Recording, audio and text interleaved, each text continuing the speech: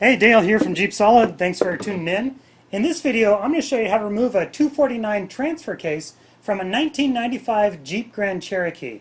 Now be sure to subscribe to my channel because I have a series of videos coming where I show how to swap out the 249 for a 242 transfer case. Now the reason we're taking out the 249 transfer case and replacing it with the 242, this has 165,000 miles on it, so can you guess what happened? The viscous coupler went out. It's a common issue with these 249 transfer cases, although they're really good. A viscous coupler that lasts 165,000 miles, it's actually a really good system. But the 242 has some advantages. Let's take a look at that. So why not just replace the viscous coupler in the 249? Because that's still a lot of work and the viscous coupler is quite expensive. For about the same price, you can replace it with another transfer case like the 242, which as you can see gives you a lot more options as well as two-wheel drive, which I really like. So let's get started.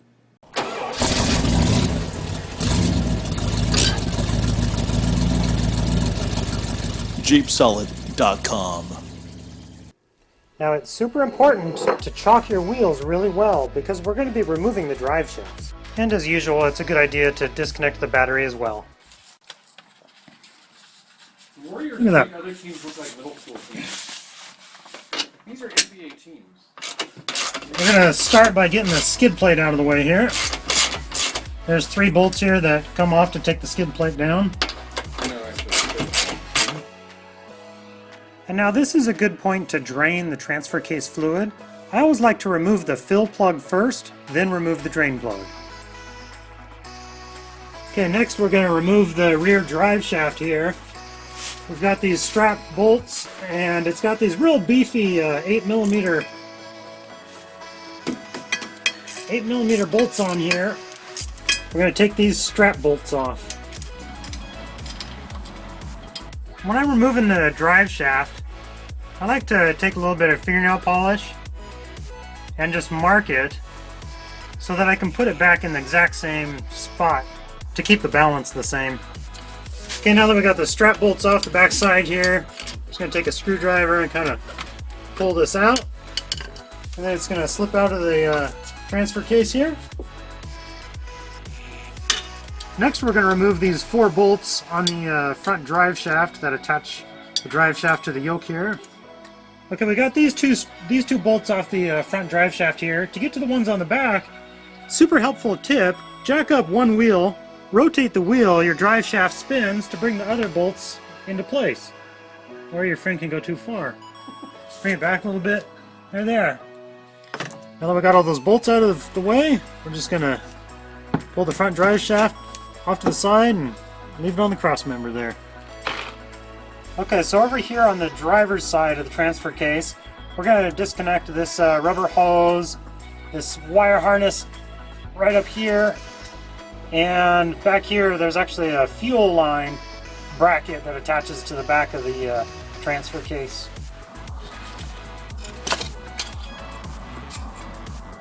To disconnect the speed sensor, I just slide the tab over like this, then depress this back tab right here, and awkwardly pull it out. We're going to remove the shift linkage from the transfer case. Here we're removing the bolt from the transmission mount. After we support the transmission and transfer case with jack stands, we'll remove the cross member. The cross member is removed. The transmission is supported by a bottle jack and a jack stand. We are removing the bracket that attaches the fuel line to the back of the transfer case. And this is one of the bolts that actually holds the transfer case to the transmission. Here I wanted to give you a good look at the 6 bolts you'll be removing so you can remove the transfer case. They're all pretty easy to get to except for this one up on the top corner by the passenger side. It's super hard to get to. Let me show you what I did. Okay, getting to this last bolt that's on the top of the passenger side is really difficult to do. But I found it's possible with a 9/16 socket. If you have a knuckle on it and an extension, this one is about 10 inches long. Now this is just a standard socket. I have a deep set socket, but with this just this slight change to this deep set socket, it creates an angle that it doesn't reach. It has to actually be a smaller socket. And I can just barely fit this up into place and get a little bit of movement with the socket wrench here to get that bolt off.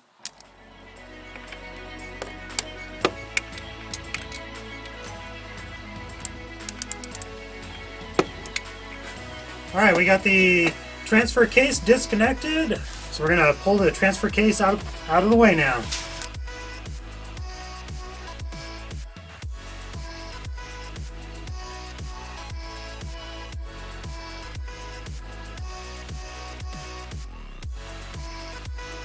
Towards you.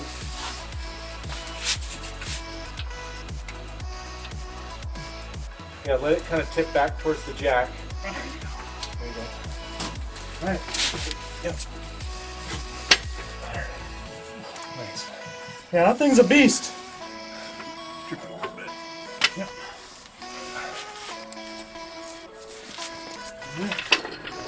That is awesome. All right, 249 transfer case is out.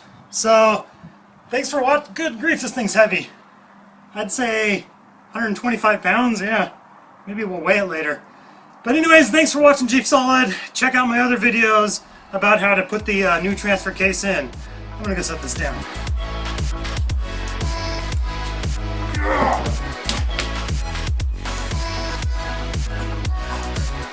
All right, we're gonna weigh this 249 transfer case.